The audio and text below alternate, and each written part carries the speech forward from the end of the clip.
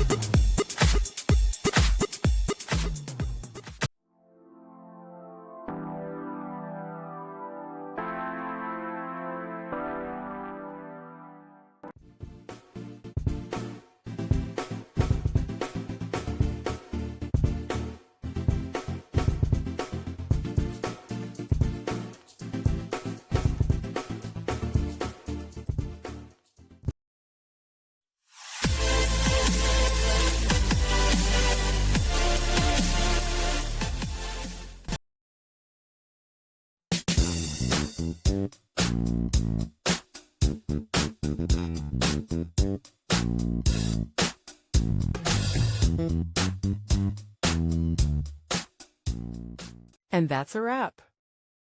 I hope you found the answer you were looking for. If you did, take a second to hit that subscribe button. It really helps out. And let me know in the comments which solution worked best for you. See you next time in the debug zone.